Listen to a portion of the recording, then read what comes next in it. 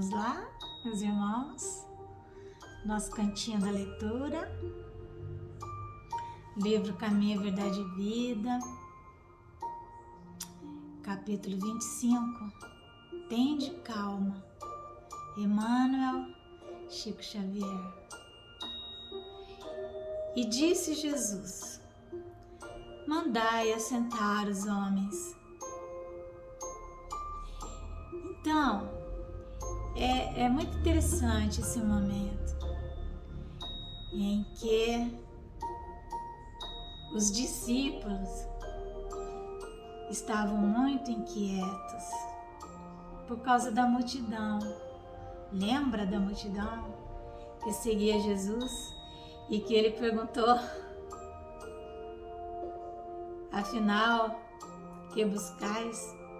A multidão, em verdade, ela tinha fome, não é? A multidão tinha fome e tinha sede. A multidão queria solucionar as questões do corpo. E os discípulos estavam inquietos. Então, tende calma. E disse Jesus: mandai assentar os homens. Que a multidão se sente aí pelo ambiente, pelas pedras, que encontrem um local para se acomodarem, não é? Esta passagem do Evangelho de João é das mais significativas. Isso está em João, capítulo 6, versículo 10. Verifica-se quando a multidão de quase 5.000 pessoas tem necessidade de pão no isolamento da natureza, porque Jesus ele estava buscando um local isolado, não é? Para falar aos discípulos, para meditar, e a multidão o seguiu. Então era um local ermo, um local distante. Os discípulos estão preocupados. Filipe afirma que 200 dinheiros não bastarão para atender à dificuldade imprevista.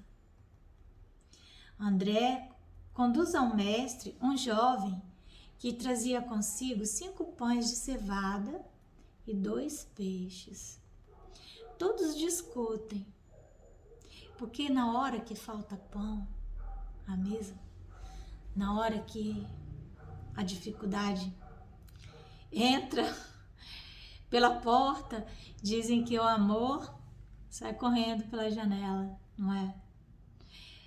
É o momento em que vem conflito, desequilíbrio, as discussões, muito longe de sentar para buscar a solução, vem a discussão.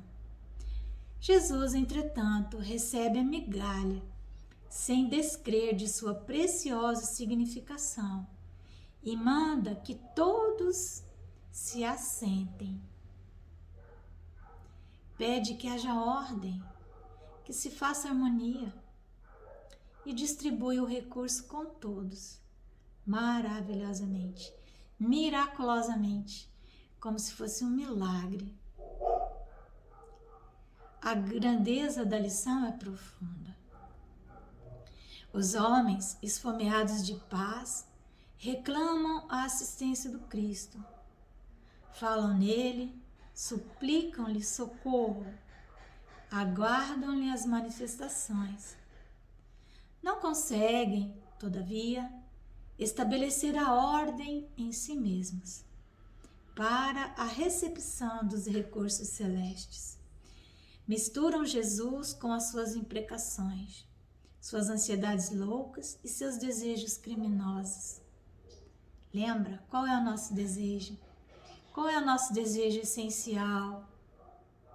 O nosso desejo essencial é muito diferente do desejo da nossa personalidade.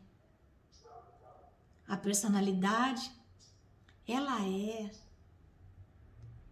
o resultado do ambiente no qual vivemos, de todas as experiências relacionais que fazemos. E muitas vezes, em determinado momento, a personalidade começa a entrar em desarmonia com a essência, com aquilo que estabelecemos para nós ao renascermos. Então, passamos a ter desejos loucos, desejos criminosos. Naturalmente se desesperam, cada vez mais desorientados, cada vez mais desequilibrados, cada vez mais ansiosos, cada vez mais amedrontados, paralisados pelo medo, não é? Porquanto não querem ouvir o convite à calma. Calma. O que é que nós temos de recurso? Assentem-se. Não se assentam para que se faça a ordem, persistindo em manter o próprio desequilíbrio.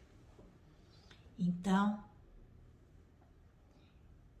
a multidão, até hoje, segue o Cristo numa busca de satisfazer o seu desejo mais louco. O desejo da fome do corpo, da cura do corpo, da satisfação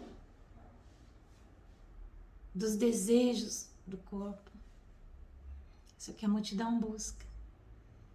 E nós, insensatos, temos acompanhado a multidão, temos buscado a multidão, temos desejado estabelecer relação com os espetáculos ruidosos. Então nos perdemos. E quando essa multidão precisa ser atendida, nós fazemos parte dela. Estamos desequipados. E quando alguém apresenta uma solução pequena, nós desconsideramos, esquecidos de que na relação com Jesus e com Deus, nada é impossível. Que aquele que tem uma fé mínima, do tamanho de um grão de mostarda, dirá a uma montanha de dificuldades: transporta-te daí para ali, e essa montanha se transportará. Quando Jesus multiplica pães e peixes, saciando a fome da multidão, evidente que ele não estava derrogando nenhuma lei da matéria. Evidente que ele estava ancorado numa fé que nós ainda não possuímos. Porque Jesus estava no Pai, assim como o Pai estava nele. Então a fé de Jesus possibilitou que aquela ocorrência se desse daquela maneira. Que leis desconhecidas para nós, em razão da nossa fé tão vacilante, em razão de vivermos a maior parte do tempo no estado de dúvida, lembrando que a dúvida é um estado de loucura da alma. Por isso Jesus diz: seja o vosso falar sim, sim, não, não, o mais procede do maligno. Então esse estado de loucura nos leva a duvidar de que seja possível qualquer solução. Nos leva também a olhar para um problema de forma superlativa, colocando uma lente de aumento e transformando, muitas vezes, mesquinharias em males intransponíveis. Muitas vezes, transformamos a nossa rotina num mar de queixa, de lamentação, de ruído, de murmuração. E então, nem mesmo conseguimos ouvir a voz do Mestre nos pedindo calma, que nos assentemos, que procuremos um lugar reservado para estabelecer novamente a sintonia perdida. Então, meus irmãos, vamos pensar a importância de fortalecermos em nós a fé para podermos ouvir a voz de Jesus, nos pedindo serenidade e calma na hora difícil.